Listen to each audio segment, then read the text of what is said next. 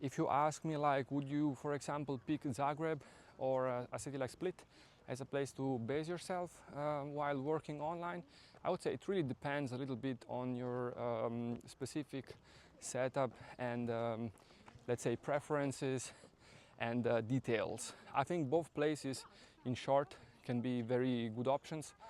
I think if you're looking for a year-round base, I would say Zagreb is probably better for the majority of people because it's a more, let's say, normal city and it's alive in the same way across the seasons. You have more services, you have more schools, you have more hospitals and healthcare providers.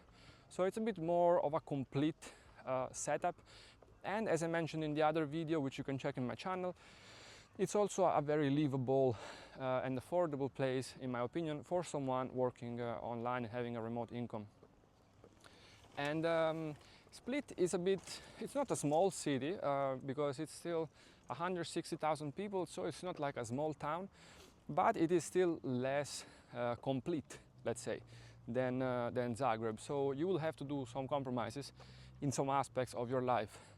Another aspect is that it is very seasonal. So in winter it will be a bit dead, whereas in summer it will be sometimes a bit too active and too full of tourists in particular, especially in July and in August. So for these reasons, I think for someone looking for a fixed base, Zagreb can be better.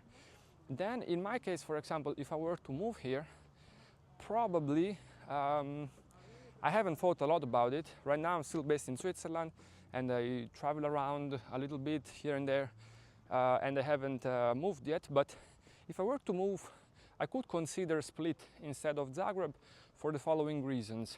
Mostly because there are still other cities that I like to spend time in, for example Warsaw in my case, where I have a bit of experience spending time there. I know my way around.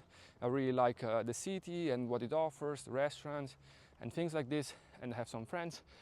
And probably I would do something like a double setup where I would spend some months in Split and some months in Warsaw, which is kind of like what I do right now already a little bit. I have Warsaw as a place where I go for like city life, and then I am in Zurich when I want more nature with the lake and the mountains. And then, for example, I also spend time in Italy by the beach in my hometown, or in Milan, for example, when I'm in Switzerland. So I have a bit of varied location lifestyle, also because I don't have kids yet and I don't plan to have in the next few years. So that's why I can afford to have like this lifestyle. And I could do something similar by basically replacing Zurich and Switzerland with Croatia and Split. Because as I mentioned in the other videos, the taxes are quite good, comparable to Switzerland. And therefore, in this sense, it wouldn't change too much. The picture for me would still stay quite efficient. And then also in terms of how it complements other places that I will spend time in, it also kind of offers similar things to what Zurich offers, which is like nature. In that case it would be lake in summer. In this case it would be the beautiful Adriatic coast in summer, plus there is also like a few hills and mountains around here.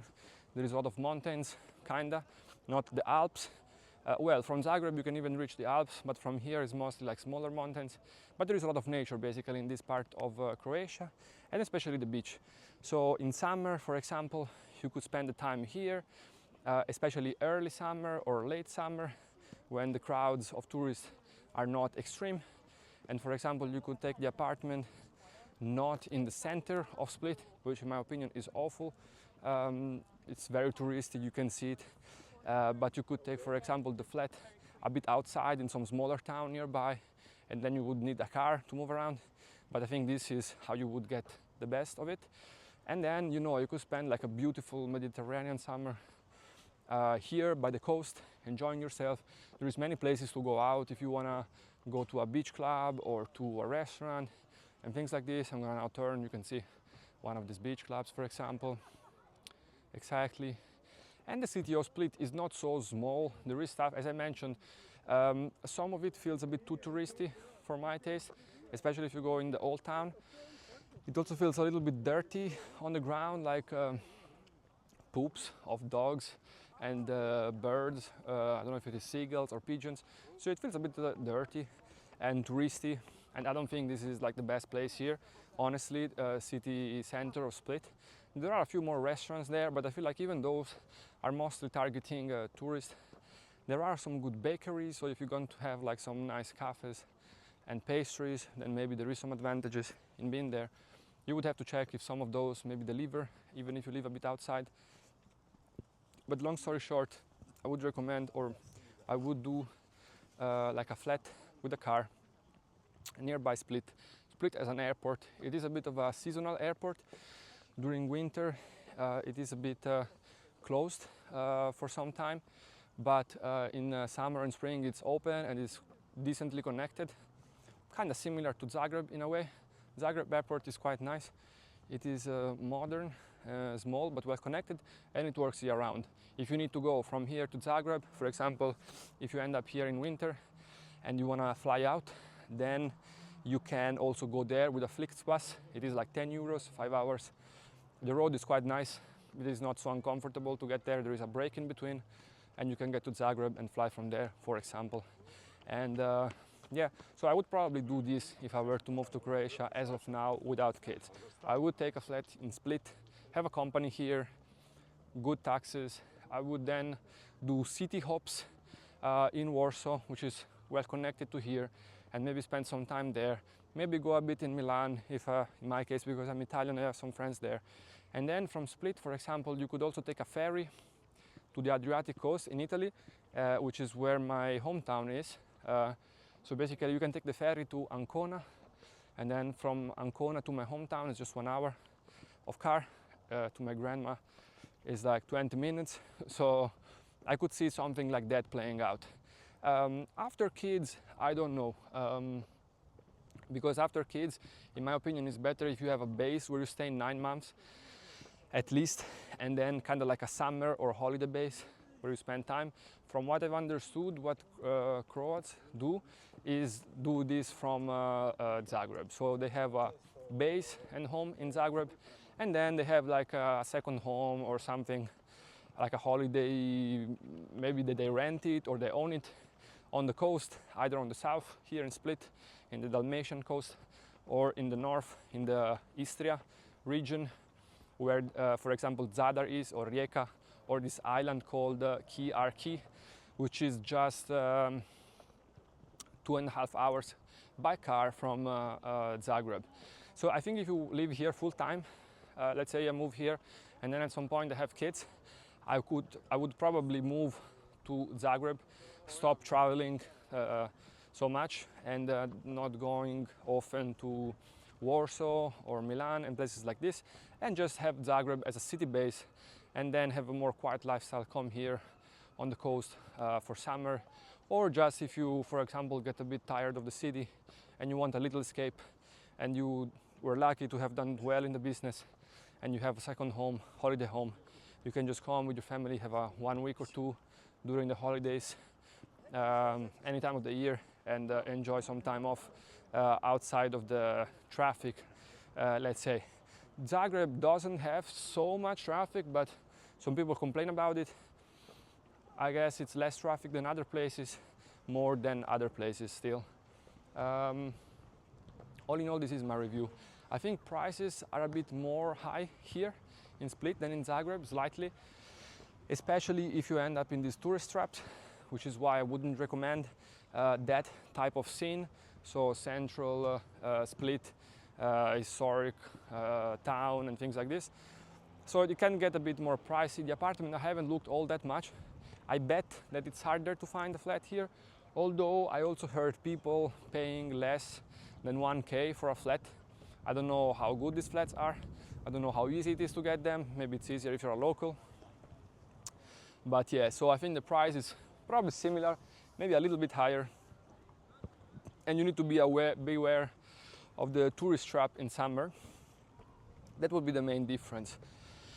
All in all, I would say Croatia, from my perspective, it is fully promoted as a base. in Europe for someone earning online, either if you are from Croatia or from elsewhere.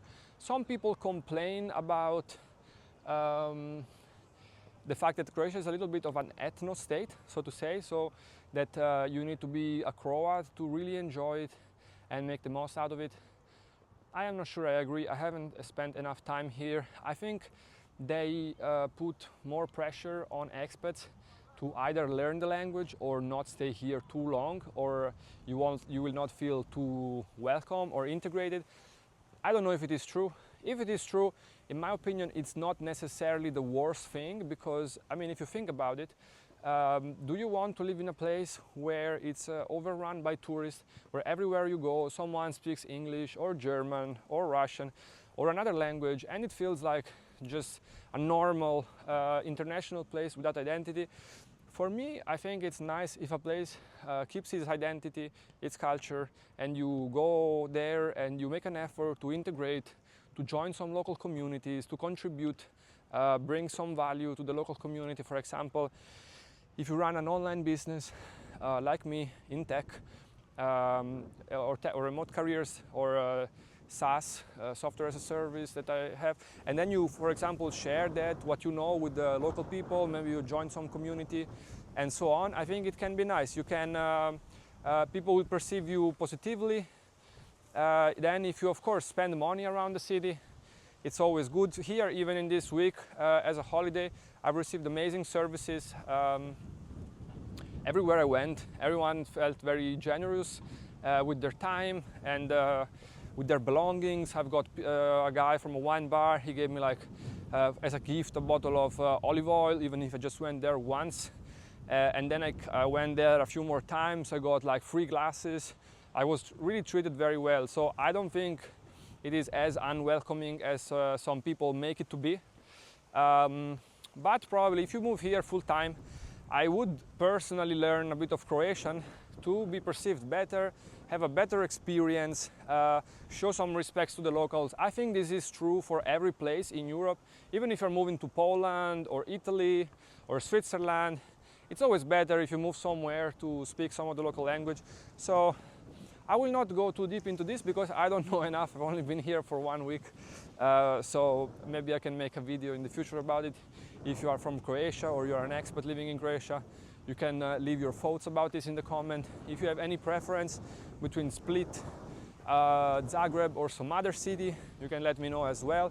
In my opinion, these two cities are the largest ones, so if you want a little bit of infrastructure for you and your kids, some schools, some hospitals, some specialists in case you need one, accounting firms, things like this, I think these two cities probably offer you the best options. But you can disagree with me and let me know which ones I should look into and how they compare in these regards. And I think that's all for today. I don't know if I will make another video about Croatia maybe tomorrow during the day. But I hoped you enjoyed this deep dive. And if you wanna stay in touch with what I do, I have written deep dives and a newsletter which is free. You can just subscribe. It's called Remote Goats. Actually, the newsletter is newsletter.remotegoats.com, and you can subscribe for free. Some articles are paid, but the majority is free. And if you want, you can go to Remote Goats, which is the platform that I built, where there are thousands of six-figure fully remote jobs, mostly in tech companies, but across roles, so engineering, product management, project management, accounting, law, HR, all kinds. They all pay six figures and they're all remote, so you can get such a job and move to a place like Croatia to have a great life.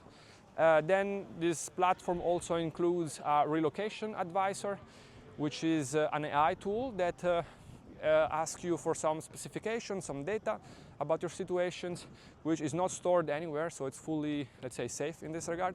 And then it recommends you a few options where you could consider moving to, both lifestyle-wise and business and tax-wise, and cost of living-wise and geopolitics and all things are taken into account. And there are some guides also. There is many tools. You can just go check. I'm not gonna spam this video too long. remotegoats.com, you can check it out.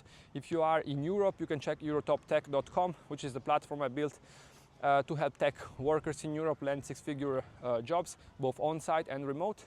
And I also have a coaching program for people in tech trying to land six-figure tech jobs. So let's say you use eurotoptech.com, but you want some more help or you want more result, you can also apply for that program. You find all the links for this at nicolaamadio.com, which is name, surname, the one you see on the YouTube channel.com, and here you find everything. Have a good one.